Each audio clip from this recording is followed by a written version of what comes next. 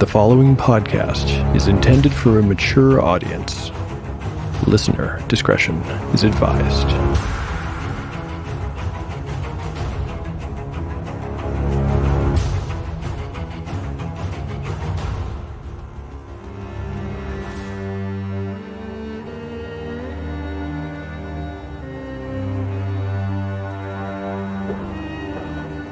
Welcome back to Tale of the Manticore. Like the creature from which it takes its name, Tale of the Manticore is a mashup, a crossbreeding between two different species of storytelling. Here you will find the unpredictability of old-school paper and dice games with the storycraft of a dark fantasy novel. No character is sacred, and no character will be spared if the dice decide their fate is at hand. The dice determine all. According to lore, the tale of a manticore is barbed with cruel iron spikes. There will be much pain in the days ahead.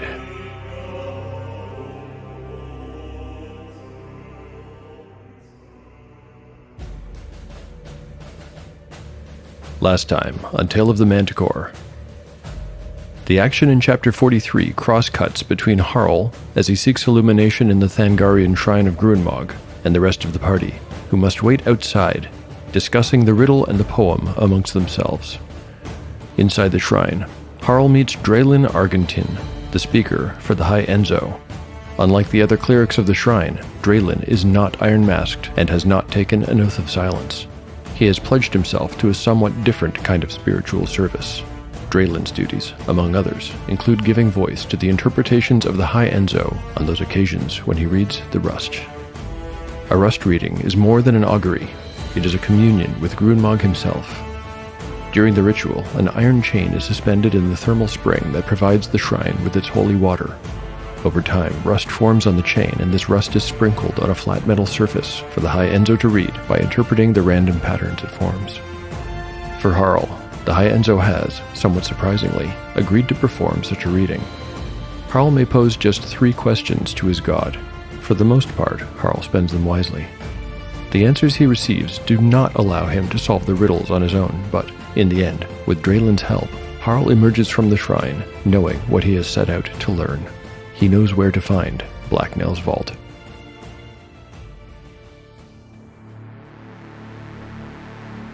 There wasn't a whole heck of a lot of dice rolling in the last episode, but that's about to change, and right away, because this episode is a double level up episode. Harl has finally reached level 4. But who else is about to gain in power? It's not Umura, nor Gyrios. It's not Eridine either. Actually, it is Sov Merimon. He attains level 7 today. Let's begin with Sov and circle back to Harl later. When I rolled up Sov's stats back in Chapter 42, Sov rolled a 22 for hit points. With his new level, we'll add a d6 to this. Sov has no bonus or penalties to this roll, so it's a straight d6, and will min out at 4. The roll. A 1. Well, that's a min out, so Sov's hit points go up to 26. Ability score increase rolls are up next. Here we go. Strength. A 5. Intelligence. A 6. Okay, his 12 becomes a 13. Wisdom. Another 6, and in his prime requisite, this dark cleric has clearly been marked by his deity for greatness.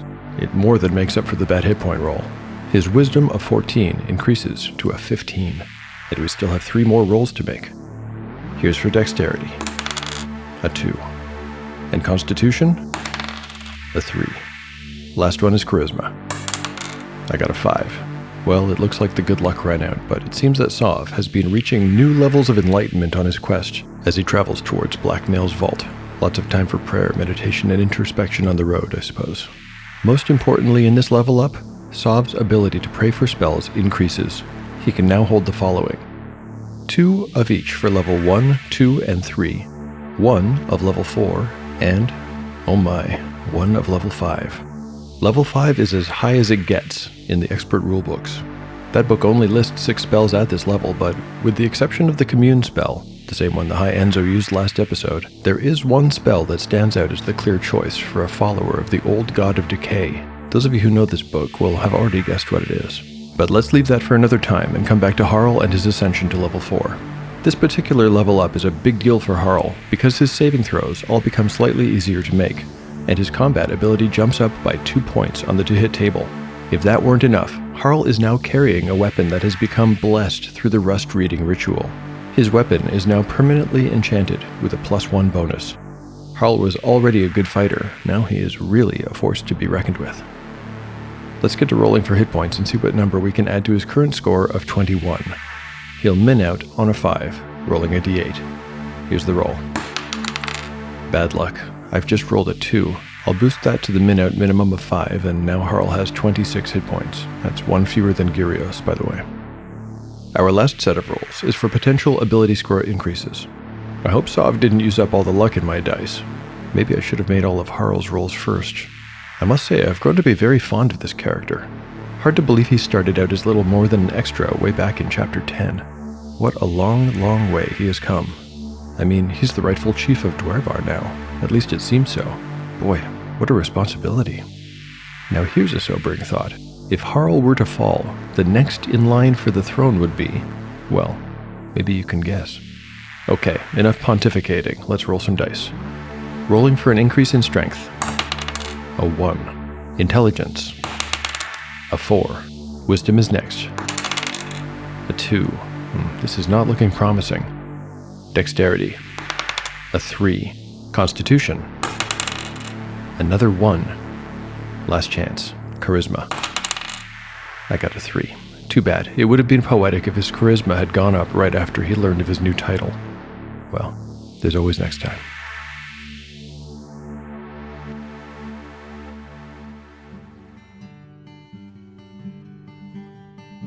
Chapter 44, Part 1, Day 55, Evening. Party status.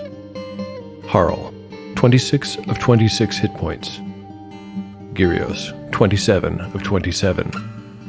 Eridine, 13 of 14. Umura, 16 of 18. Spells available. Umura has memorized Shield, Charm Person, Levitate, and Knock.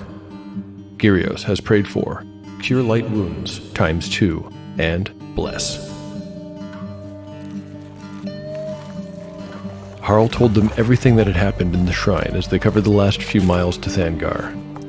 When he finished talking, Gyrios tried to congratulate him on successfully finding out the location of Blacknail's vault, but the young dwarf would accept no praise. I was a fool, Gyrios, Harl said, clearly angry with himself. A damned fool. I wasted one of those 3 precious questions. I could have asked whether or not Barok had gotten to the vault already, or whether or not he had found the horn. I could have asked whether my brother, Thurn, had died a warrior's death. I could have found out if anyone in my family still survived.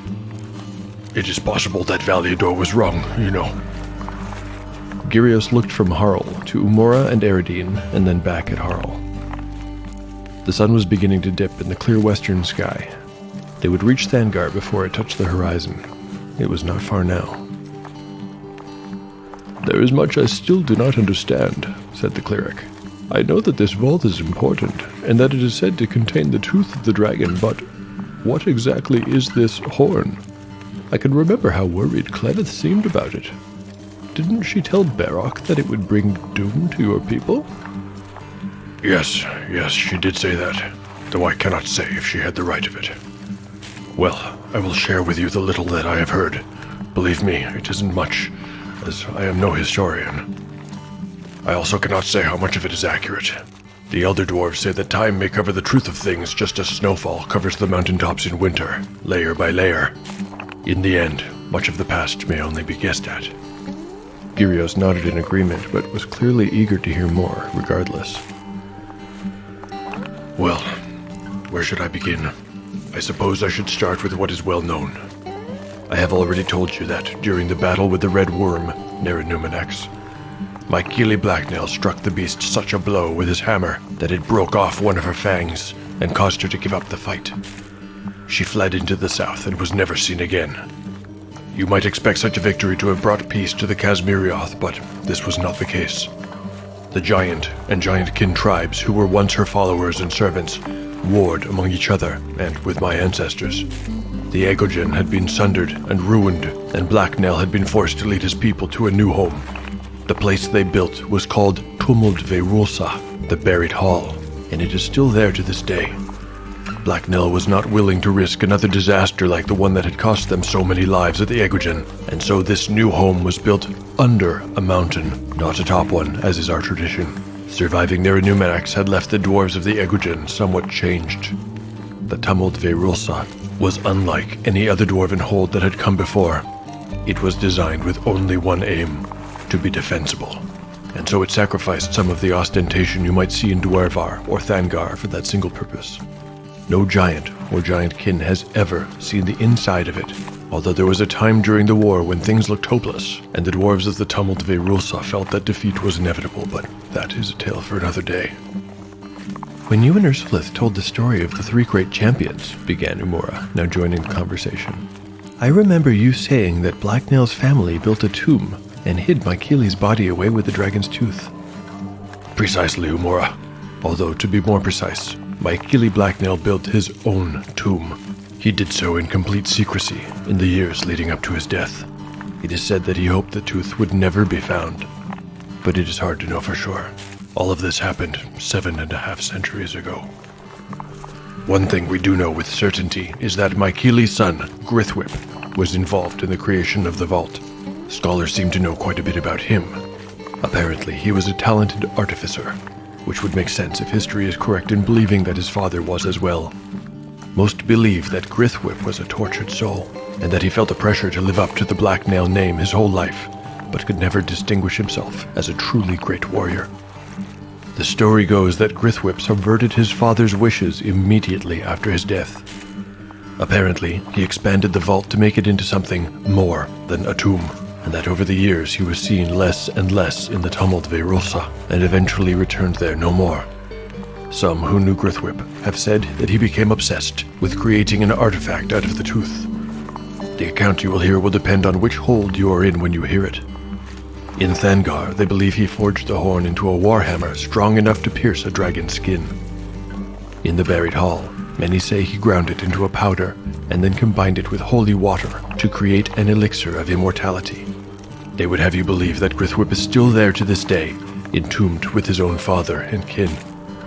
Yes, that's right, Eridine. You heard me. And yes, I would agree it does have the ring of a ghost story. Anyway, in Dwarvar we mostly believe that Grithwhip turned the tooth into a horn.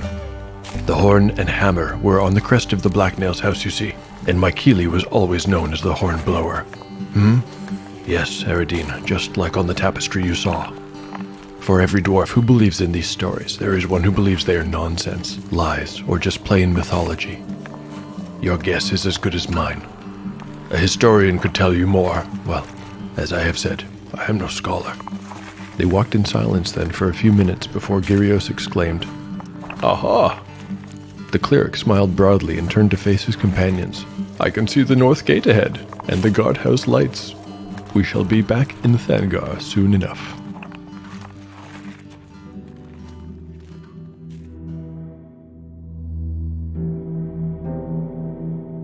Dramatis Personae.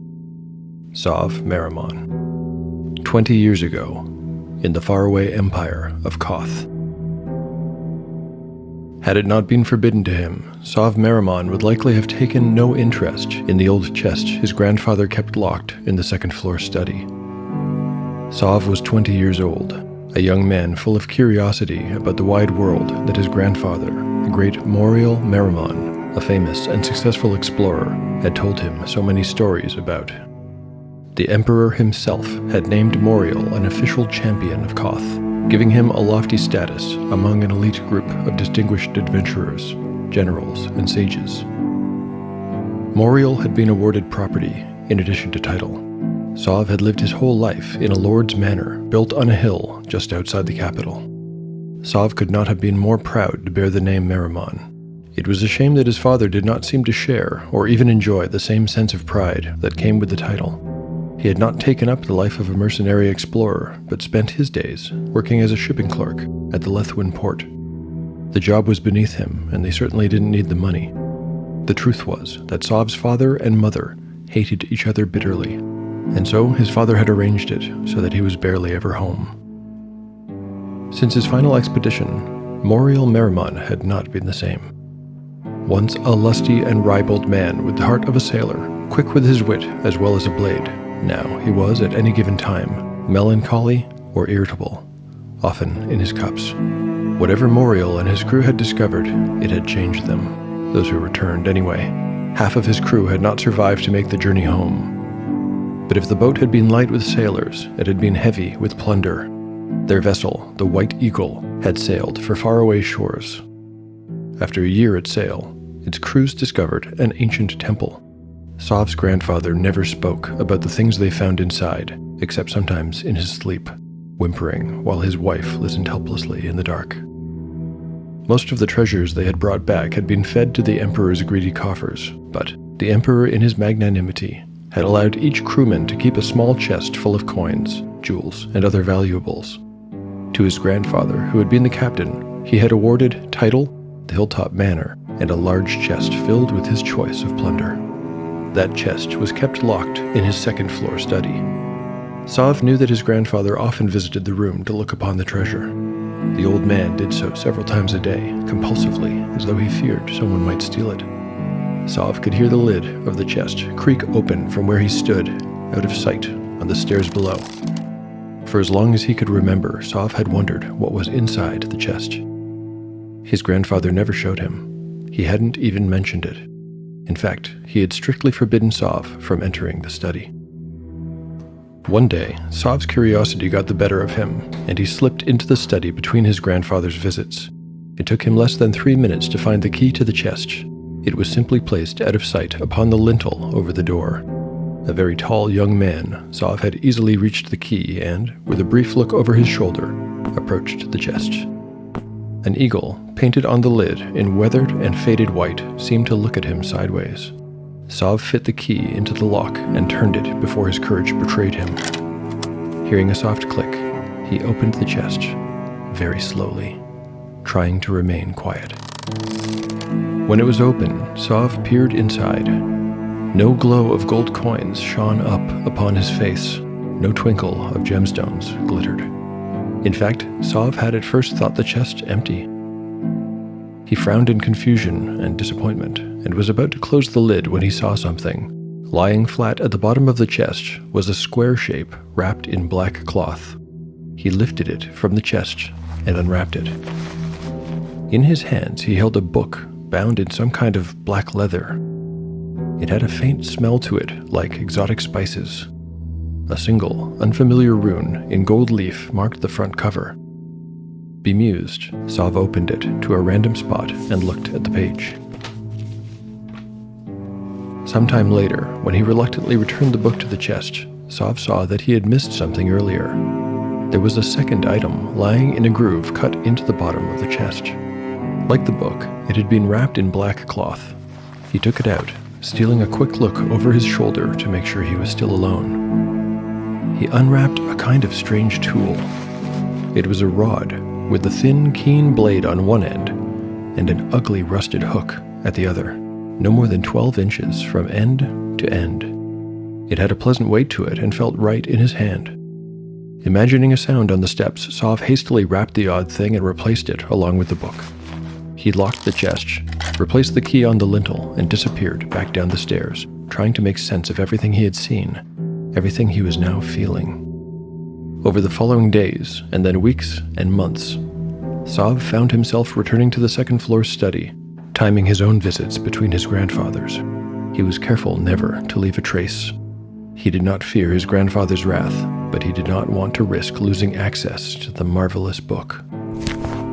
Often Sov would read or study the illustrations and diagrams. These pictured acts of violence and degradation, but they fed his soul in a way that he had never thought possible. Now and then Sov would just hold the book in his hands for no other reason than he desired to hold it. When he wasn't with the book, he thought about it. At night, he dreamt of it.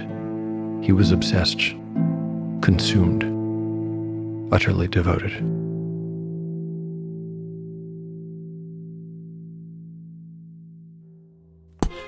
Dungeon Dads is a podcast of four dads. John, Tim, Sam, And me, Tom, playing an epic game of D&D. But it's really a story of three mismatched heroes. Jonas Silverwind, a highborn wizard.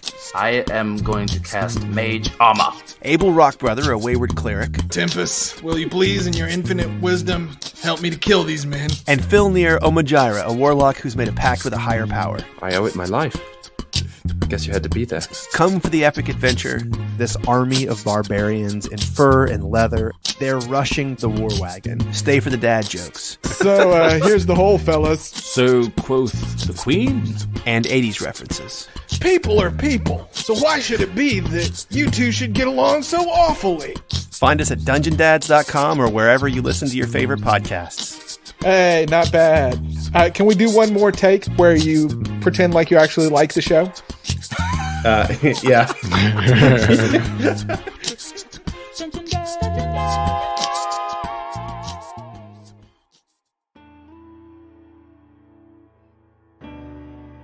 Chapter 44, Part 2, Day 55, Late Evening. Party status. The party status is unchanged. They had entered a strangely quiet Thangar 30 minutes earlier, passing unchallenged by a guardhouse near the outer gate.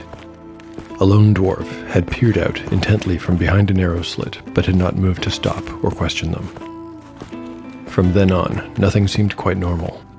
The marketplace had closed for the night, but the various inns and taverns, including the Dead Troll, produced barely a murmur from within, and there was no music to be heard at all. The companions made their way to the palace in twilight. There were few people there either. Gone were the royal guards, clad in plate and moving in step with their twins.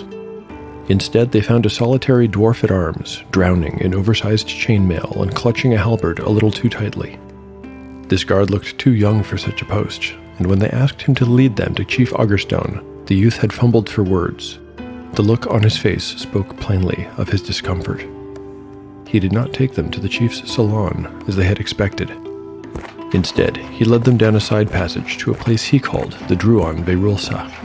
Umura translated it for the other humans as the White Hall. A great archway, flanked by twin statues of spear-bearing dwarves, served for the main archway. This was Thangar's military academy and training ground. Chief Augerstone was not present. In fact, the place at first appeared to be deserted. As it was quite dark within, the humans in the party were unable to make out much detail. They followed Harl inside, and soon they saw the shape of a dwarf at the back of the hall. Moving closer, they recognized Seneschal Holgna Ringlock. The senior dwarf was meandering among the various weapons racks. When they drew near, he spoke, sadly tracing a finger down the length of a poleaxe without looking up. I was once quite good, you know. He sighed, not looking at the party members. Oh, I was never a champion, but I had a strong back and I could swing a hammer as well as any other dwarf, I suppose. Look at me now. With that, the elder dwarf did lift his eyes. Old, slow, Ringlock poked himself in the belly and his fingers disappeared to the second knuckle. out of shape. As before, silver bells and rings tied up in the man's beard jingled as he spoke, but softly. This time the seneschal was much less animated, much less frenetic in his movements. Where is everyone? Asked Harl. We saw only a single guard at the palace entrance. Likewise, at the citadel gates. Perhaps you expected to be arrested upon your return. It is unwise to ignore a chief's summons, you know. Yes, my lady, I did receive your letter of explanation. All the same, a chief's command cannot be simply cast aside. Well, that hardly seems important now. What do you mean? Asked Harl. Where is Chief Augerstone? Where are all the guards? Ringlock bent down and lifted an item off the floor. It was a hooded Branabil lamp. He pulled back the cover, and an orange glow filled the room. Better, What in Grunmog's name has happened here? Don't be too alarmed, young warrior. Everything is well under control. The chief and most of the guards, well, every fighting dwarf we could spare, actually, are down in the mines. In the mines. Yes, it seems that something has burrowed into our own passageways. It's not as unusual as you might think.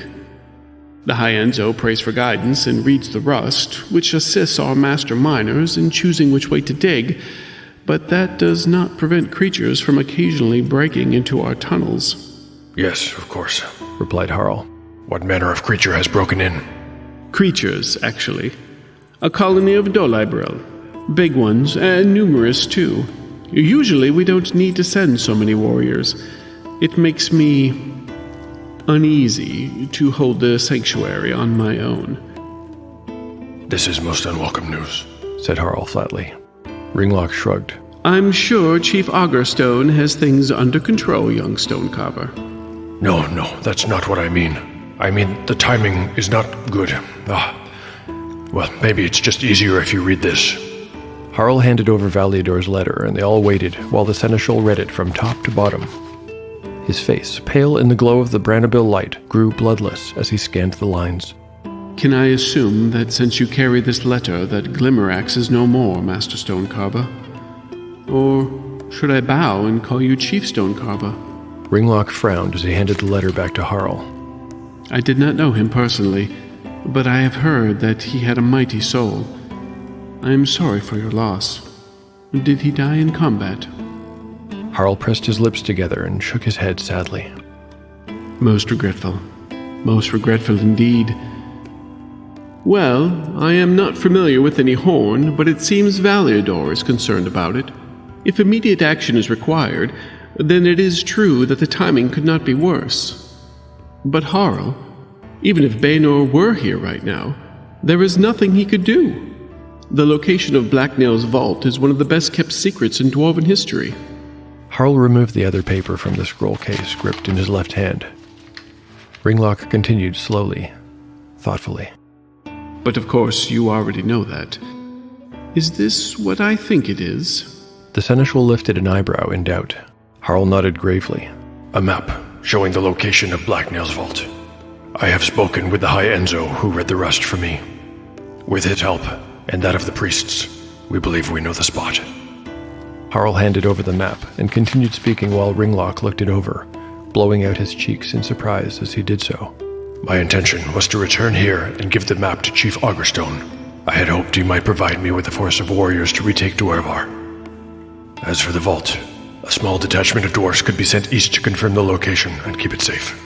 Ringlock looked at Harl blankly. What force of warriors? What small detachment, for that matter, Chief Stonecarver? Look around. There is no one here. I agree that someone should go to the location on this map, and without delay. It is also clear to me who that person must be. Harl instantly gleaned the other dwarf's meaning. Absolutely not. Send someone else. I must return to Dwarvar. I have to help my family. I swore to avenge the murder of Valiador's son. If what Valiador's letter says is true, the damage at the High Forge is done. Your vengeance can wait. It will have to wait. Ringlock, that was not my intention. Harl's voice was beginning to crack. Intention or no, don't you see? It must be you. You must go to Blacknail's vault. There is, simply, no one else.